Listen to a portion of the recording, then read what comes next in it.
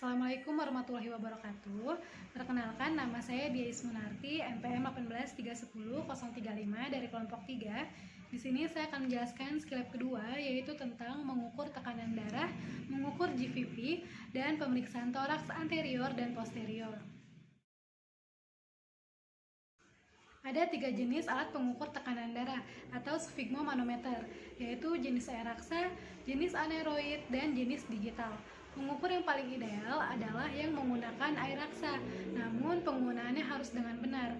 Sebelum dilakukan pemeriksaan, pastikan kandung kemih kosong dan hindari konsumsi seperti kopi, rokok, dan juga alkohol, karena semua hal tersebut dapat meningkatkan tekanan darah dari nilai yang sebenarnya. Sebaiknya istirahat duduk dengan tenang selama 5 menit sebelum pemeriksaan, dan pasien disarankan untuk tidak berbicara pada saat pemeriksaan berlangsung.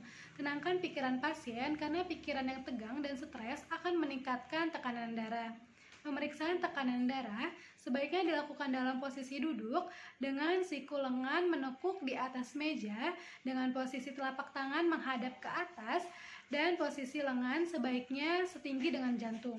Assalamualaikum Bapak. Waalaikumsalam, Dok. Perkenalkan Bapak, saya Dr. Dia Ismunarti, saya dokter yang berjaga pada siang hari ini ya Pak ya. Ya, Dok. Sebelumnya dengan Bapak siapa? Bapak Zaka. Bapak Zaka ya Pak. Ya, Bapak Zaka usianya berapa? 41 tahun. 41 tahun ya Pak. Baik Bapak, jadi di sini saya akan melakukan pemeriksaan tekanan darah yang dimana tujuannya itu adalah untuk mengukur tekanan darah Bapak ya Pak. Jadi nanti prosedurnya saya akan memasangkan alat pengukur tekanan darah atau sfigmomanometer ke lengan kanan Bapak. Ya, Dok. Dan nantinya juga saya akan memberikan tekanan.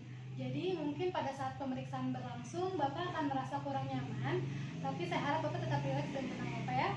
Ya, Dok. Apakah bersedia Pak? Bersedia, Dok. Bersedia ya Pak ya. Baik Bapak, jika Bapak bersedia, Bapak silahkan istirahat duduk dengan tenang selama 5-10 menit terlebih dahulu ya Pak. Ya, Dok. Saya akan mempersiapkan alatnya dan mencuci tangan terlebih dahulu. Ya, Dok. Baik Bapak, setelah pasien kita istirahatkan 5-10 menit dan pasien sudah rileks, langkah selanjutnya kita pasang manset pada lengan atas dengan batas bawah manset 2-3 cm dari lipat siku atau sekitar 2-3 jari dari lipat siku. Kemudian kita perhatikan posisi pipa manset yang akan menekan tepat di atas denyutan arteri di lipat siku atau arteri brachialis. Setelah itu kita pasang stetoskop.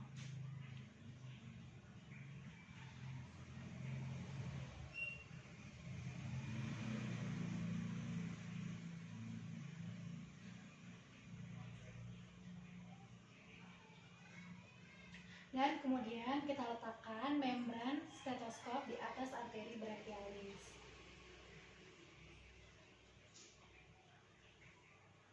Setelah itu kita cari pulsasi arteri radialis. Setelah ketemu kita tekan, kita pompa. Kita pompa hingga arteri radialis menghilang. Setelah arteri radialis menghilang, kita lakukan peningkatan atau kita tingkatkan pompa hingga 30 mm air raksa.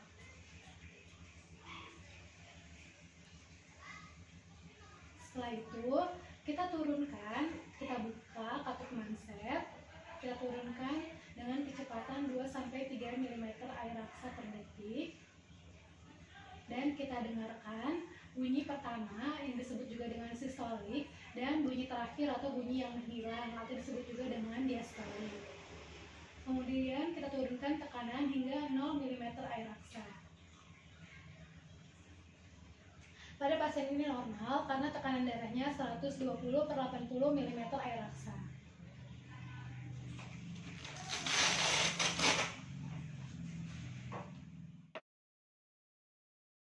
Assalamualaikum Bapak. Waalaikumsalam, Dok. Perkenalkan Bapak, saya Dr. Dia Ismunarti, saya dokter yang berjaga pada siang hari ini ya Pak ya. Sebelumnya dengan Bapak siapa? Bapak Zaka. Bapak Zaka ya Pak. Bapak Zaka usianya berapa? 41 tahun. 41 tahun ya Pak.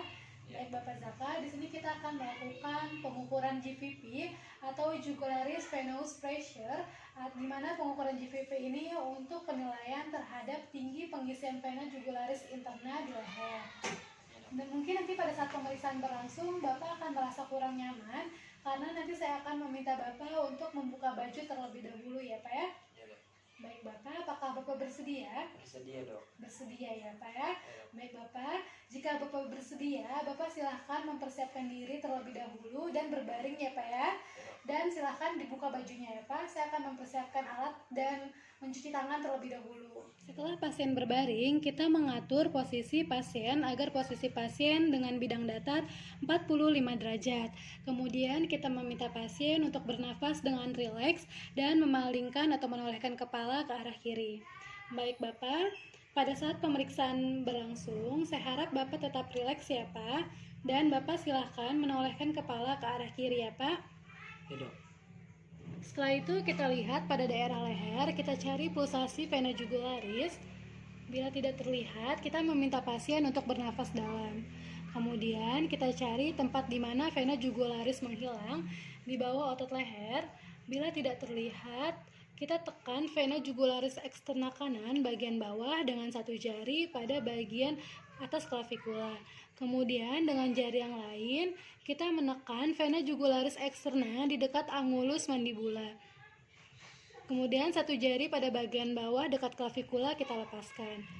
Vena akan terisi pada saat inspirasi biasa, kemudian tinggi vena diukur dengan mistar pertama di angulus Ludovici sejajar dengan bidang datar, dan kita ukur dengan mistar kedua yang tingginya vena jugularis.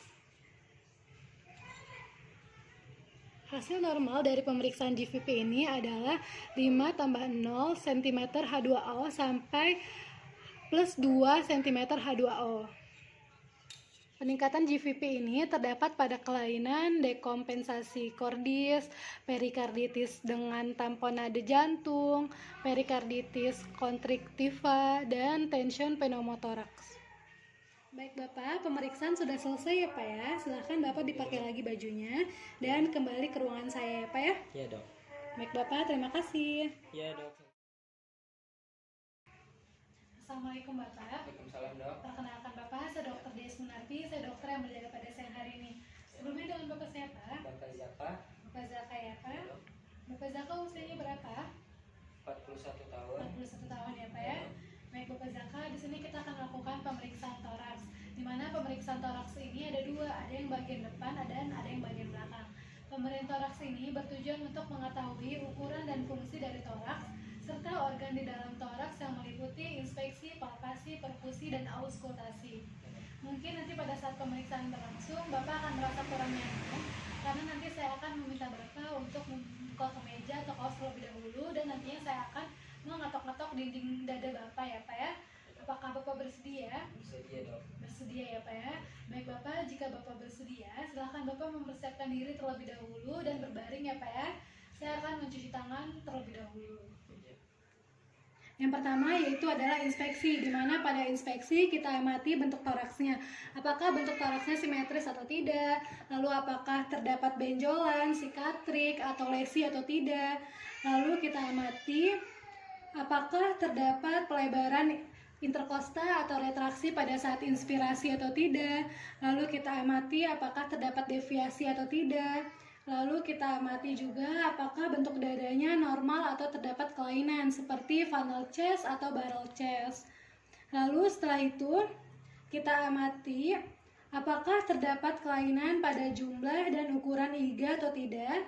Dan kita lihat juga pulsasi atau ictus cordis. Pada orang normal biasanya tidak terlihat ictus cordisnya, kecuali pada orang yang kurus. Bila ictus cordis terlihat, itu berarti ada kelainan jantung seperti dekompensatio cordis. Selanjutnya yaitu adalah palpasi, di mana pada palpasi kita nilai vokal fremitus, kita bandingkan vokal fremitus kanan dan kiri, dan kita nilai ictus cordis. Palpasi yang pertama yaitu kita lakukan pemeriksaan pada paru, di mana pada paru kita raba sela iga dan kita tanyakan pada pasien apakah terasa nyeri atau tidak. Bagaimana Bapak, apakah terasa nyeri? Tidak dok. Tidak ya Pak ya, baik. Selanjutnya kita lakukan cek vokal fremitus. Apakah ada gangguan pada proses respirasi di dalam rongga toraks atau tidak. Dengan cara kita menempelkan tangan pada dada dan kita meminta penderita untuk menyebutkan angka 77. Dimulai dari apex. 77. 77. 77. 77. Selanjutnya kita lakukan palpasi pada pemeriksaan jantung, di mana kita nilai pada ictus cordis. Ictus cordis itu letaknya ada di ICS 5 di garis midclavicula. Kita lakukan palpasi dan kita rasakan apakah terdapat getaran atau trill, apakah kuat angkat atau tidak, dan apakah teraba atau tidak.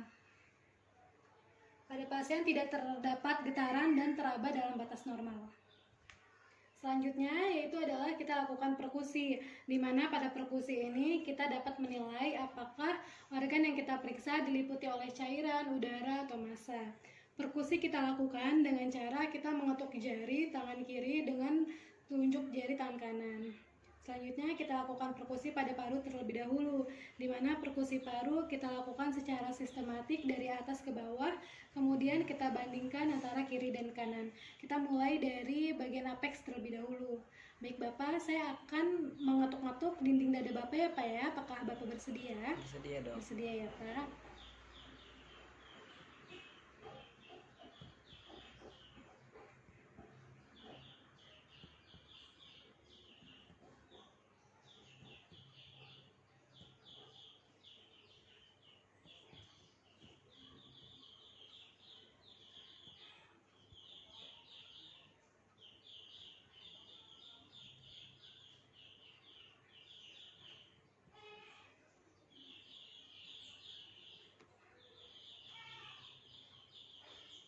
Selanjutnya kita lakukan perkusi batas paru hepar, di mana perkusi kita lakukan dari atas ke bawah di linea midclavicula dextra.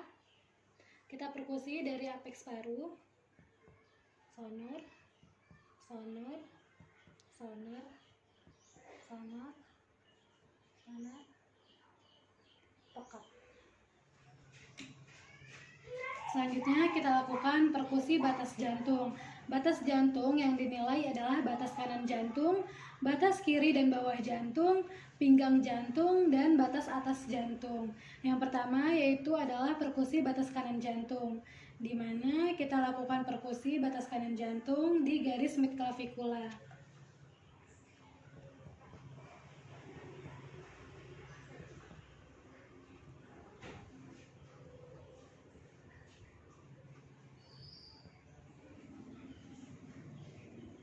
Selanjutnya kita lakukan perkusi batas kiri jantung di garis aksilaris anterior.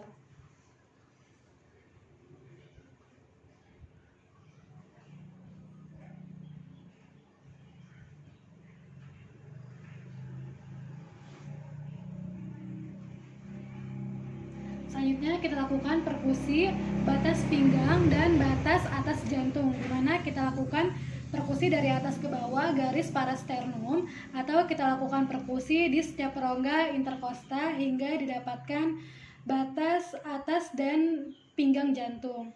Normalnya ada di ICS ketiga kiri.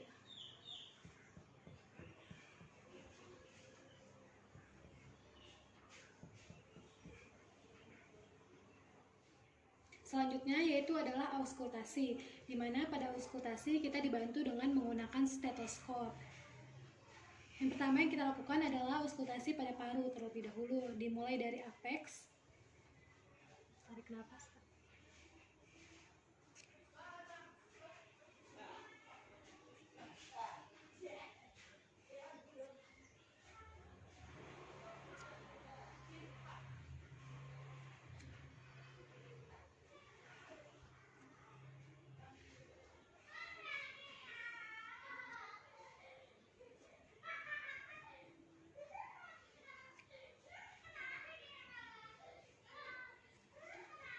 Normalnya bunyi paru yang terdengar pada saat auskultasi itu adalah fasikular.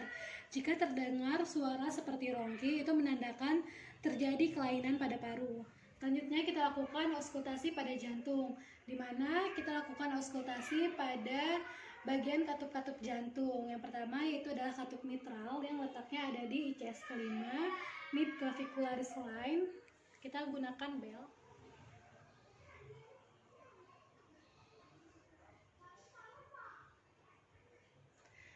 Selanjutnya kita lakukan pemeriksaan pada katup trikuspid yang letaknya ada di linea parasternal sinistra ICS kelima.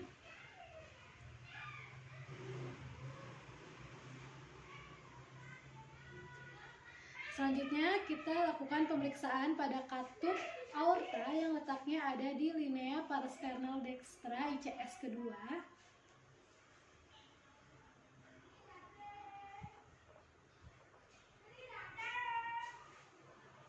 Selanjutnya kita lakukan pemeriksaan pada katup pulmonal yang letaknya ada di linea parasternal sinistra yang ada di ICS kedua.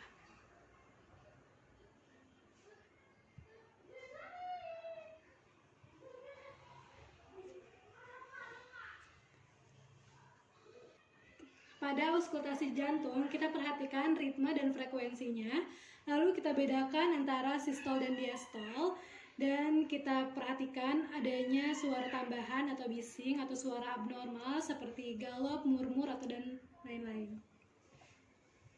Pada pasien, ini tidak terdengar suara tambahan dan denyut jantungnya normal. Selanjutnya kita lakukan pemeriksaan toraks bagian posterior atau bagian belakang.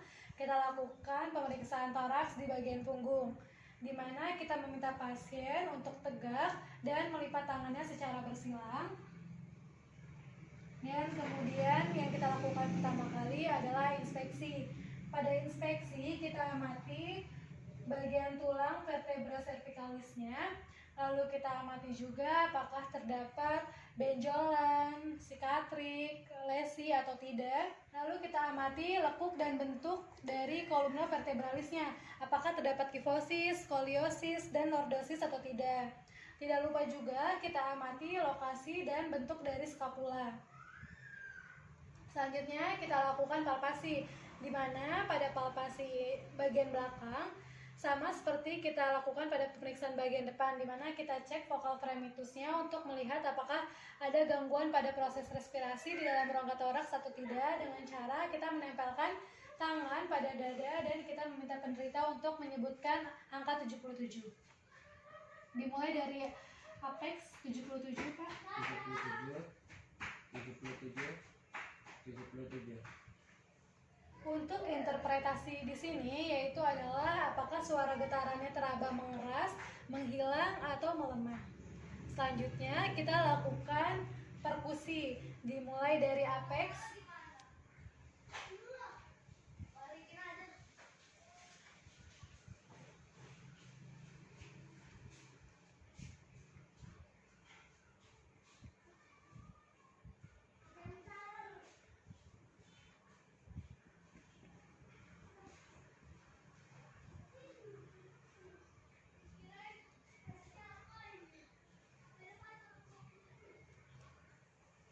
Selanjutnya kita lakukan perkusi pada perancakan paru, yaitu antara hepar dan paru.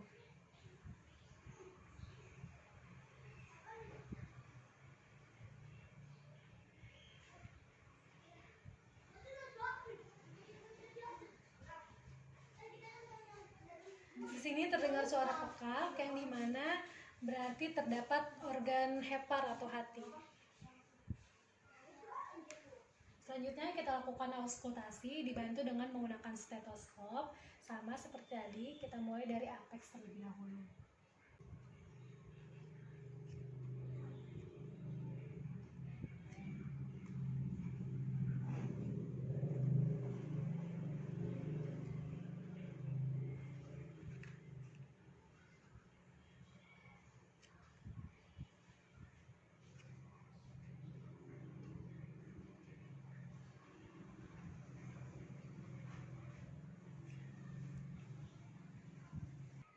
Baik Bapak, pemeriksaannya sudah selesai ya Pak ya. Silahkan dipakai kembali bajunya dan silahkan ke ruangan saya Pak ya.